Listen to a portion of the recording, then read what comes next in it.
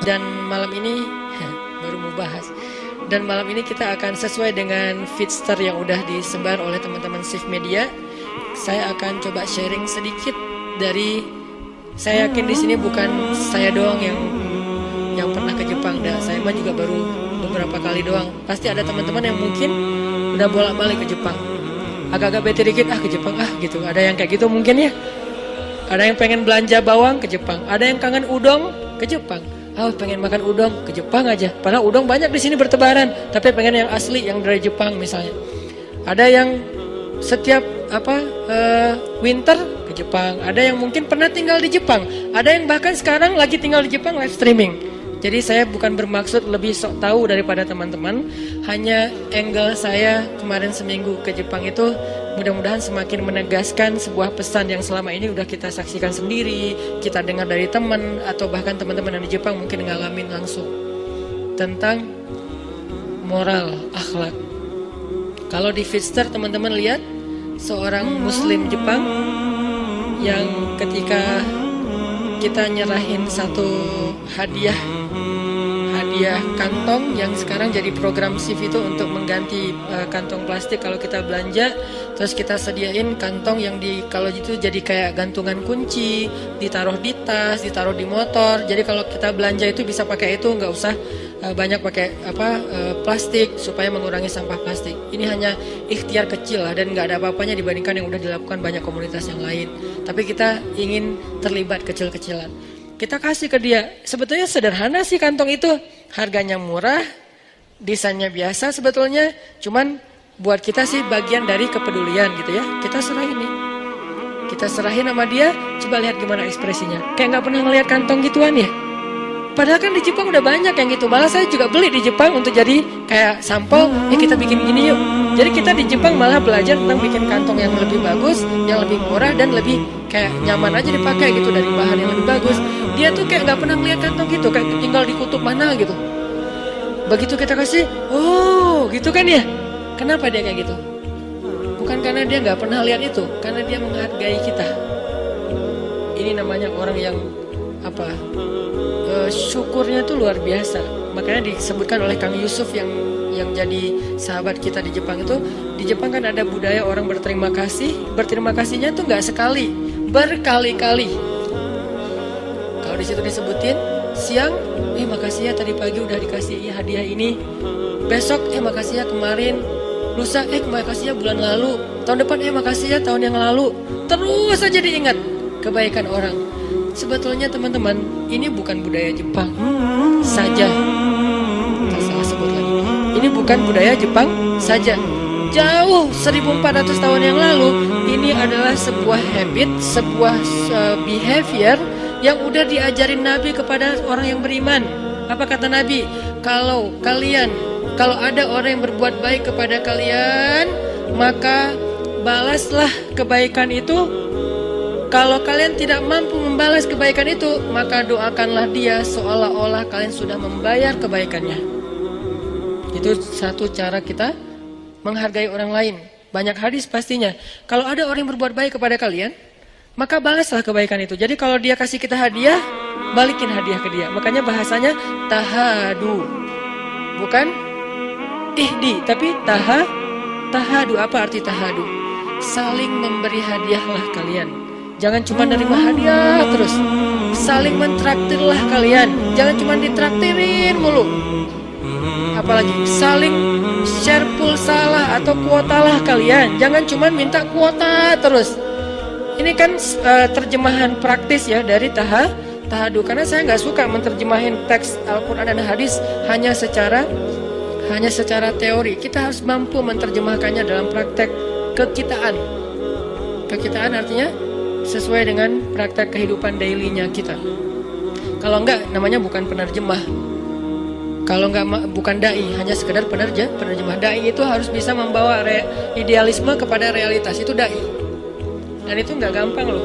Kita harus tafakur, kita harus muhasabah, kita harus memahami realitas, baru kita bisa bawa idealisme kepada realitas. Ini kalau di zaman kita gini, ini kalau di zaman kita gini. Itu namanya membawa sebuah idealisme sirah nabawiyah menjadi sebuah solusi konkret program kehidupan kita zaman sekarang.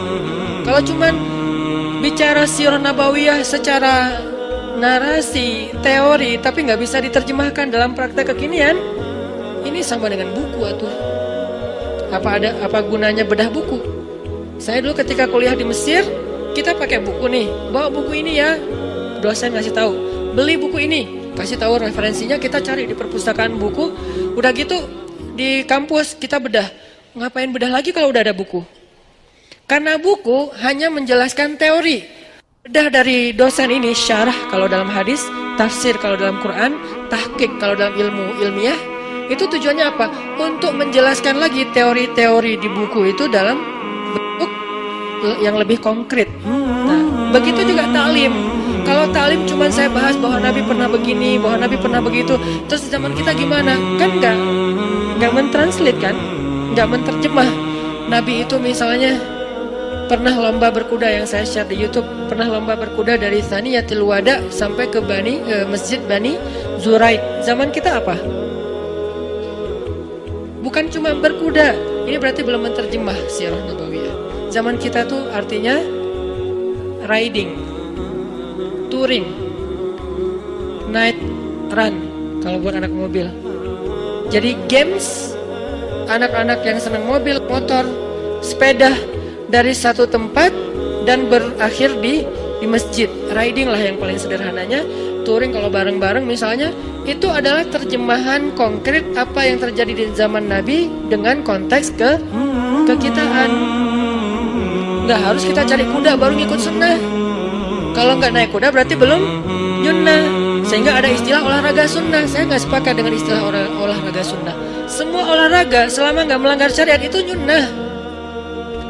Berenang, yang nyunnah yang mana? Yang gaya bebas Ustaz? Enggak, semua berenang itu sunnah. Mau dia diving, mau dia free dive, mau dia snorkeling, mau dia surfing, mau dia cliff dive. Kan banyak varian berenang kan?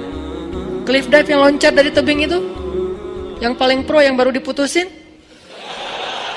itu kan loncatnya paling tinggi. Pro cliff diver. Loncat paling tinggi, udah gitu loncat gak muncul-muncul. Ini kan varian dari berenang, free dive kah, diving kah, snorkeling kah, apalagi saya nggak tahu, surfing, atau kalau surfing aja mazhabnya banyak banget nih. Ada surfing longboard, ada shortboard, ada apa, pakai papan skimboard, ada yang wake surf, ada yang ski apa tuh, water ski sport kayak gitulah, pokoknya water sport terserah deh apa namanya. Ada yang berenang pun gaya bebas, gaya punggung, gaya katak, gaya batu, gaya malu-malu gitu kan. Gimana kayak malu-malu, mau loncat kayak malu gitu. Kenapa? Takut malu-maluin. Artinya semua ini sibahah. Semua ini adalah berenang. Jadi yang namanya berenang nggak harus kita langsung mengatakan olahraga sunnah itu berenang. Boleh juga olahraga sunnah itu diving. Boleh nggak ngomong kayak gitu? Boleh. Cuman orang nggak berani aja ngomong kayak gitu. Kenapa Ustaz? Soalnya mungkin dia pikir kalau keluar dari kata berenang jadi nggak Islami. Padahal berenang itu kan kategori umumnya. Nanti variannya, jenis-jenisnya banyak. Saya bisa aja bilang diving, olahraga sunnah. Cliff dive, lebih nyunnah lagi. Karena itu adrenalinnya cowok banget kan, loncat, wah gitu segala macam. Kenapa itu hanya jadi kayak kesannya nggak nyunnah, kurang berpahala. Soalnya bukan gaya bebas, cuman gaya bebas doang yang berpahala. Padahal manfaatnya sama aja. Bahkan kalau teman-teman yang diving itu kan luar biasa ya. Kemarin saya mau diajak diving di Tanjung Pinang. Ternyata itu tekniknya, ilmunya dahsyat juga tuh diving. Apalagi free dive. Free dive nggak pakai tabung udara, terus kayak mau masuk kan kalau di laut susah ya. Kayak mau tenggelam nggak tenggelam. Ini kenapa sih kok saya di permukaan air terus gitu? Muncul lagi belakangnya gitu, nggak masuk. Kayak seonggok karang gitu kan ya. Kenapa? Karena susah banget mau masuk ke dalam. Ada tekniknya. Saya pas lagi di Bunaken tuh. Sok-sok free dive. Sebetulnya nggak free dive sih, free dive fun gitu. Wah, gua mau free dive. Oh iya Ustaz. Udah aja sampai ke bawah Mau turun itu ada anak saya minta diambilin bintang laut kan di tebing gitu. Jadi agak di pinggir-pinggir tebing gitu, ini kayak bahaya banget gitu kan. Yang di sebelah sana gelap, sebelah sini kayak warna-warni. Kata anak saya, "Baba mau yang bintang laut itu tuh." "Oh ya tenang." Gaya kan. Loncat deh saya tuh dari kapal, loncat. Saya kira gampang gitu, tenggelam kayak di kolam renang kan gampang tuh, nyelam kan. Ini nyelam kok susah banget ya, kok nggak kayak ada yang nahan, lo nggak boleh ke bawah, lo nggak boleh ke bawah. Kayak susah banget, sampai kelepek lama. Datanglah yang lokal pride-nya, warga lokalnya yang udah pro banget lah ya. Makanya buat kita tuh lokal itu terbaik lah, udah free rider banget. Mereka nggak pakai pencitraan, nggak pakai GoPro 7, nggak pakai apa-apa, tapi bener ke bawah. Kita udah pakai segala alat, cuman di atas doang, terus diedit, posting gitu. Kalau mereka tuh bener-bener tenggelam beneran. Ustadz bisa, aduh nyerah. Akhirnya dia langsung ngambil, langsung muncul lagi. Gampang gini, kok bisa gampang gini mas? Ya latihan. Sampai ada yang nombak ikan gitu-gitu kan. Itu kan semuanya olahraga air, berenang dan keren. Bahkan sebagiannya dipakai buat kemampuan militer. Militer kita juga ada yang diving, ada yang sampai berenangnya tangan dan kaki diikat kan sampai kayak gitu-gitu. Kalau di Palestina tuh orang Hamas, pasukan Hamas pakai berenang dengan jenis apa? Diving.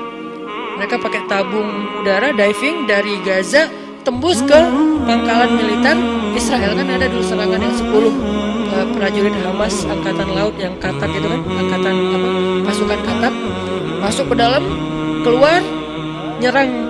Kalau ini kan perang, namanya perang ya, saling tembak-tembakan, masa saling senyum gitu kan. Gitu. Itu bukan perang, itu dakwah, namanya jihad. Jadi jangan agak kagok gitu kalau ngomongin orang berperang, kok perang sih Ustaz? Namanya perang ya, tembak, masa perang gini, ya gitu dong. Nah dia masuk, terus keluar di pangkalan militer Israel, diserang, terbunuh beberapa prajurit Israel dari Hamasnya. Kalau nggak salah cuma satu yang syahid, sisanya selamat dan mereka masuk lagi. Berarti kan sibahah di zaman sekarang adalah salah satunya diving. Makanya saya nggak sepakat dengan istilah olahraga sunnah itu hanya 3. Padahal kalaupun mau dibikin persis kayak Nabi, 4 harusnya. Yang jarang dibahas yang keempat apa? Gulat. Bukankah Nabi juga pegulat yang ngalahin Abu Rukanah? Kenapa nggak dimasukin? Karena kita baru membaca satu hadis lalu merasa paling mengerti hadis tersebut. Padahal olahraga sunnah itu kayak misalnya berkuda. Berkuda itu bukan cuma naik kuda loh, ngurus kuda. Ngurus kuda itu apa sekarang? Ngebengkel. Jadi cowok banget tuh kalau dia misalnya mogok motornya dia bisa ngerjain sendiri. Masa mogok nelpon, gimana tolong angkat motor saya tinggalin tuh di atas jembatan misalnya di Pasteur. Yang kurang cowok sih. Jadi cowok yang keren itu justru kalau dia bisa ngebengkel sendiri, minimal kalau mobilnya ada apa dia bisa ngedongkrak sendiri gitu kan ya. Ini life skill cowok. Jadi pesan dari olahraga yang Nabi katakan tadi itu bukan cuman kudanya disiapin, dipakein pelana, terus dipegangin tali kekangnya, duduk di belakang, pencitraan yang misalnya kita pakai selfie gitu misalnya. Saya pernah gitu soalnya. Saya nggak ngomongin orang lain ya, jadi jangan diedit nanti dikasih judul macam-macam gitu, enggak. Saya lagi ngomongin diri saya sendiri. Pernah di Parompong kan ya belajar berkuda, karena baru pertama dipegangin sama pelatihnya si kudanya teh. Karena kalau nggak dipegangin ntar saya dibawa lari gimana? Oke, mas pegangin erat ya, ya Ustaz. Nah dia ajarin yang pertama Ustaz kalau berkuda itu nih kata dia ya, nanti teman-teman yang pro penunggang kuda mungkin bisa meralat.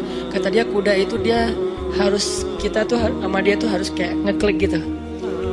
Kita tuh harus sehati, kita tuh harus kayak saling paham gitu, saling pengertian. Kamu capek ya dah. Kita tuh harus saling pengertian gitu, dielus-elus dulu rambutnya, terus kayak dipegang-pegang gitu, saling pegangan gitu kan ya. Tapi jangan dikedip gitu, kasihan nanti. Apaan sih lo? Gue cowok tahu. Oh ya maaf ya.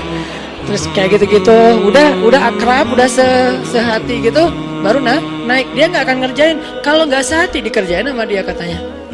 Entah ini benar, entah ditakut-takutin. Pokoknya katanya gitu. Kalau nggak sehati, nggak akrab gitu, kudanya sebel. Apaan sih lo? Turun aja, males lah. Kan gitu kan? Kuda juga males gitu. Ngapain sih lo naik-naik ke gua? Emang gua siapa lo?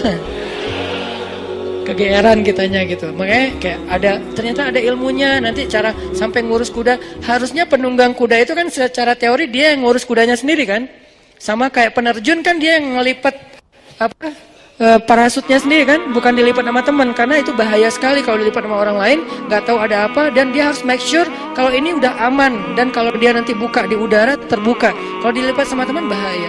Termasuk berkuda, dia ngurus kuda sendiri sampai sepatu kuda dan segala macam. Ini nih ilmu berkuda, jadi bukan cuma menunggang, tapi termasuk ngurus kuda. Kalau motor bukan cuma riding, termasuk ngurus motornya, servisnya, dia bersihin motornya, kalau ada yang rusak minimal ganti oli deh. Ini life skill. Ini nih sunnah Nabi SAW. Jadi buat saya kurang sepakat dengan istilah olahraga sunnah. Semua olahraga itu sunnah. Jadi teman-teman yang senang dengan segala macam jenis olahraga, dengan syarat satu aja, tidak melanggar syariat. Apa melanggar syariat? Satu, membuka aurat. Kan jelas kan? Kalau membuka aurat bukan olahraganya, berarti tinggal kita tutup aja. Satu, membuka aurat. Dua, olahraganya misalnya sampai menzalimi orang lain. Tiga, misalnya ada judinya di dalamnya gitu kan, kompetisi ada judinya. Kalau nggak melanggar syariat ya nggak masalah. Main bola nyunah nggak? Nyunah. Dari mana main bola nyunah? Ada hadis. Makanya kalau baca sirah Nabi itu yang banyak adegannya tuh, biar kita open minded, terbuka. Oh ternyata ada juga yang adegan gini. Main bola itu di zaman Nabi yang dipakai apa? Jin. Bolanya tuh bukan karet, jin. Pro siapa coba? Freestyler, jin. Wah nih gue lagi sebel banget sama jinis gitu-gitu. Wes, jinnya Yang di mana tuh? Jin yang masih kayak anak yang baru latihan, kayak jin masih amatiran. Dia tuh lagi kayak apa ya? Lagi kayak apa istilahnya kalau di kita? Lagi training ya. Jin lagi training, amatiran. Trainingnya apa? Training menggoda orang lagi sholat. Cuman salah milih sasaran. Targetnya legend, Rasulullah targetnya. Kan ini kayak nggak sebanding banget ya. Harusnya ada targetnya orang yang baru masuk Islam kah, atau siapalah yang masih lemah imannya. Ini targetnya legend, yang paling keren di antara umat manusia, Rasulullah. Itu ditargetin sama dia, sementara dia masih training, nggak ngerti cara ngegodain orang. Wah ini lagi ada tahajud nih, cowok ini gua godain deh. Nabi digodain, Nabi lagi Allahu Akbar baca ayat. Wah dia udah jungkir balik, udah segala macam. Wah udah heboh gitu, norak nggak jelas gitu kan. Nabi biasa-biasa aja. Loh kok lo biasa aja sih? Oh, siapa sih? Nggak kenal sama Rasul. Soalnya dia kayak nggak ngecek dulu siapa targetnya, nggak buka dulu akun-akunnya apa nih, siapa sih ini. Jadi dia kayak terlalu sembrono lah. Sampai udah jungkir balik, Nabi biasa-biasa aja. Nabi selesai salam, dipegang sama Nabi. Hah? Kok dia bisa megang gua? Dipegang sama Nabi, diuyel-uyel. Uyel-uyel itu apa? Ya, digitu-gituin, jadi bulat kayak bola, terus diikat, ditaruh di tiang masjid. Ini Masjid Nabawi ya. Gak usah dibahas bab itu deh. Dikit aja. Kan Masjid Nabawi itu ada dua area kan. Ada area tertutup kayak gini, itu dipakai ibadah, dipakai itikaf, pakai sholat. Ada area terbuka namanya sahan, atau kalau bahasa arsitek kata Muzammil, courtyard. Memang dalam masjid juga. Nah di situ digantung tuh di tiang Masjid Nabawi bola api jin. Dia menyala seperti api tapi tidak membakar apa-apa. Digantung di tiang masjid. Nunggu sampai subuh. Begitu subuh, anak-anak kecil Madinah kan pada subuh berjamaah tuh. Mereka kan sunrise lover semua kan. Pada senang dengan waktu subuh. Karena waktu subuh itu waktu paling baik untuk orang yang beriman kan kata Nabi. Jadi pada bangun anak-anak kecil, kita ke masjid yuk. Anak-anak kayak ukuran pinupin gitu. Tapi sahabat-sahabat gitu kan. Anak-anak kecil, memang anak-anak di bawah 10 tahun. Ke masjid, ramai kan anak kecil ke masjid. Subuh-subuh kan seru banget ya. Subuh-subuh anak kecil pada ketemu gengnya. Ke masjid ramai-ramai. Begitu masuk masjid ngeliat, kok ada lampu apa tuh kayak bola? Ya habis subuh kita main bola itu ya. Pada bisik-bisik gitu. Habis subuh pengen main bola itu.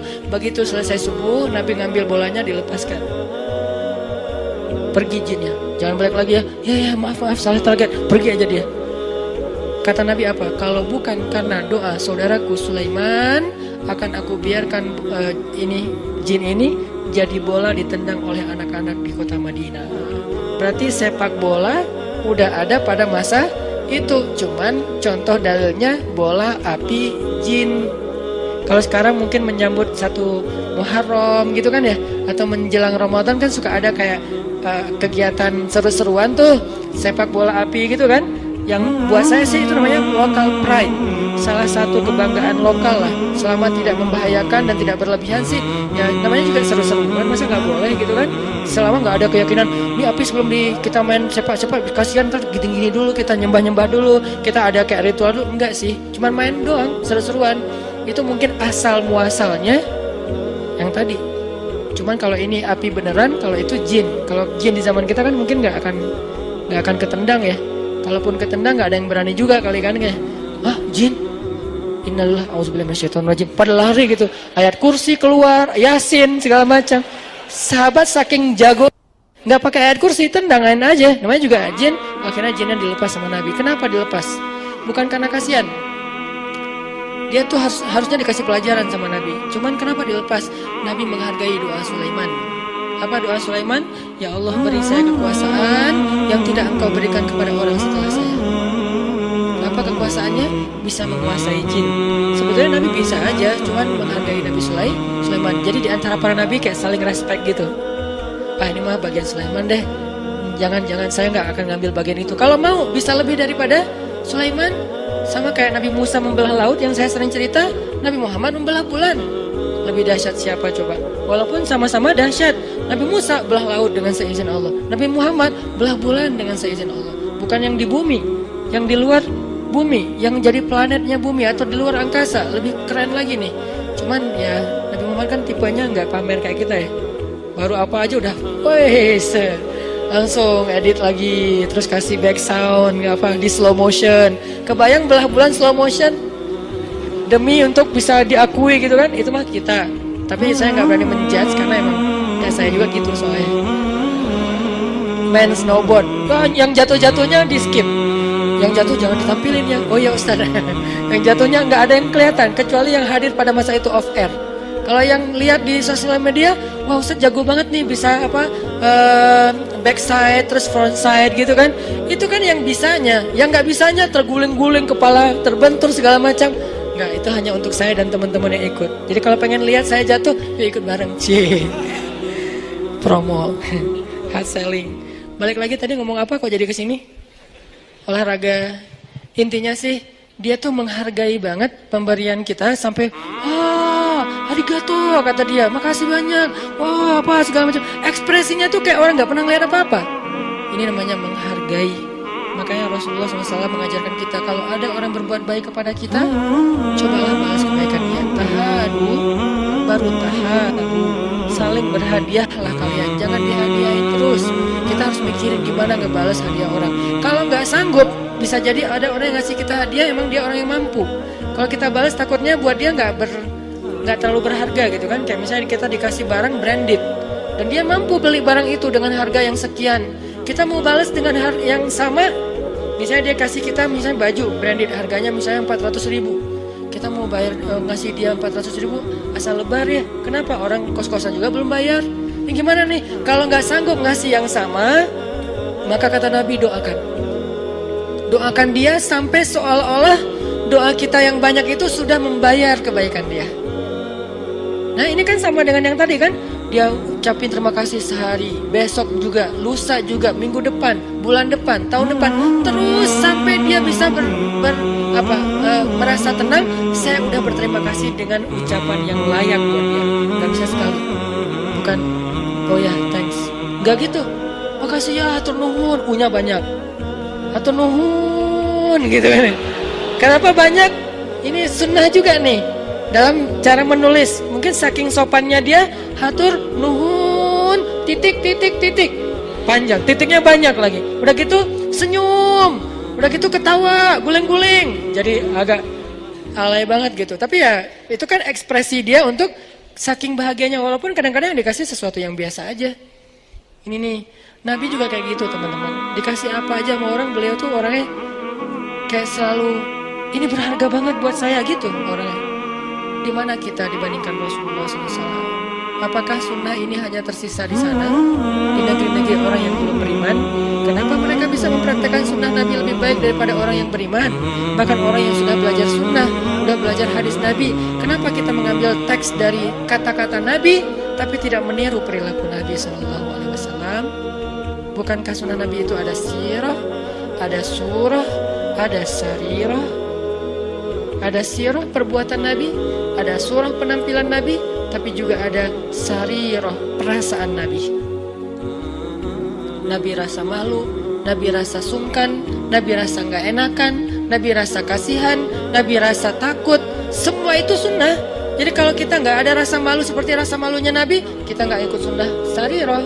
Kalau kita orangnya nggak jaga perasaan orang lain, padahal Nabi sangat menjaga perasaan orang lain, berarti kita nggak ikut sunnah sarirah. Jadi sunnah Nabi itu bukan hanya surah, bukan hanya penampilan, banyak banget sunnah Nabi. Tapi kalau kita belum mampu mengikuti semua pun, maka kita belajar untuk menyempurnakan semampu kita. Saddidu wa qaribu, kata Nabi. Saddidu wa qaribu, apa artinya? Berusahalah untuk semirip mungkin. Kalau nggak bisa semirip mungkin, minimal agak-agak menyerupai. Saddidu wa qaribu, fa illam takun mislahum fatashabbahu bihim. Kalau kamu tidak bisa persis seperti sahabat Nabi, minimal berusaha untuk menyerupai. Dan itu pasti ada lebih kurangnya. Ada orang yang kelebihannya itu dari sisi surah. Surahnya itu surah Nabi banget. Kenapa? Karena emang secara fisik mungkin dia mendukung. Misalnya dia ada orang yang surah jenggotnya panjang, bagus kan? Sepanjang ini. Ada yang pengen banget jenggotan udah pakai wak doyok, apa segala macam, nggak keluar juga. Ustaz gimana tuh? Berarti dia secara surah mungkin nggak bisa persis seperti Nabi, tapi secara sirahnya apa? Dia orangnya banyak bantu orang lain, dia orangnya gampang tersenyum sama orang lain. Atau secara sarirah, dia tuh orangnya nggak enakan, sangat menjaga perasaan orang. Nah, Nabi tuh gitu banget. Kalau ada yang ngasih hadiah ke Nabi itu, beliau tuh akan menghargai dan mengucapkan yang baik-baik kepada orang itu. Contoh, ada yang ngajak Nabi makan di rumahnya. Nabi terima undangannya, padahal itu yang undang orang miskin. Ya Rasul, nanti makan di rumah kami ya. Oh ya. Datanglah Nabi ke rumahnya. Dikasih cuman roti, nggak ada selai, nggak ada susu, nggak ada daging. Kan orang Arab itu kalau makan roti pakai daging kan, kayak kebab lah, cuman nggak digulung. Nah, ini nggak ada daging, nggak ada selai, nggak ada susu, nggak ada apa-apa, roti tok. Ditaruh di depan Nabi. Nabi nungguin. Biasanya ntar habis ini datang selai gitu. Selainya bisa korma, selainya bisa keju dari susu, selainya juga bisa yang lain-lain gitu. Ditungguin. Nggak datang-datang. Orangnya juga duduk depan Nabi. Ya Rasulullah silakan dimakan. Oh, ada selainya, kata Nabi. Nabi nanya, karena nggak terbiasa makan gitu doang. Nabi tanya, ada selainya? Aduh, maaf ya Rasulullah, nggak ada apa-apa, cuman ada cuka, boleh? Dihadirkanlah cuka di sebelah Nabi. Nabi mengambil roti, disobek, dicelupin dengan cuka, dioles dengan cuka, makan. Nabi dengan wajah berseri-seri mengatakan, senikmat-nikmat lauk itu adalah cuka. Gimana Rasulullah coba? Luar biasa akhlaknya. Senikmat-nikmat lauk adalah cuka. Kalau yang sekarang kita dihadapkan kayak gitu, paling yang ngerti tentang hadis ini cuma orang Palembang. Karena orang Palembang memang memakai cuka untuk sebagai makanan favorit kan, yaitu pempek, dan emang enak. Jadi kalau udah sampai ke Palembang saya ngerti hadisnya. Benar juga sih kata Nabi, senikmat-nikmat lauk itu adalah cuka yang pempek. Cuman kalau di luar Palembang kita nggak ngerti kan senikmat-nikmat lauk itu cuka. Jadi jangan diterjemahin, ya itu mah wajar Ustaz, pempek emang enak. Ya oke, tapi kan ini bukan di Palembang, lagi di Arab. Orang Arab nggak tahu pempek. Jadi makan si roti teh pakai cuka itu nggak biasa di mereka. Sehingga ketika Nabi mengatakan senikmat-nikmat lauk itu cuka dengan wajah berseri-seri dan makannya seolah-olah enak banget makanannya itu teh. Kalau kita kan, oh ya. Terus kayak colek dikit. Aduh, saya tadi pagi sarapannya udah 2 kali, kenyang, maaf ya. Itu paling sopan tuh. Itu udah paling sopan kan kita. Kalau Nabi lebih dari itu sopan santunnya. Senikmat-nikmat lauk cuka, ya tambah makan sampai orang gimana caranya membahagiakan yang memberi makanan. Nabi itu nggak pengen banget ngecewain orang yang ngasih beliau makanan. Itu tadi kita lihat dalam Fister. Oh, arigato, apa segala, kayak nggak pernah lihat. Apa ini saya belum pernah lihat seumur hidup. Seolah-olah gitu kan. Ini cara dia mengapresiat orang yang memberikan hadiah kecil yang tadi. Itu tuh akhlak keren banget. Apa salahnya kita belajar kepada orang yang belum beriman pun kalau itu kebaikan? Bukankah kita disuruh ambil nasihat dari siapapun walaupun dari mulut budak Habasyah? Terimalah kebenaran walaupun itu keluar dari mulut budak Habasyah. Emangnya itu nggak ada di Madinah? Ada, tapi bagian yang berbeda.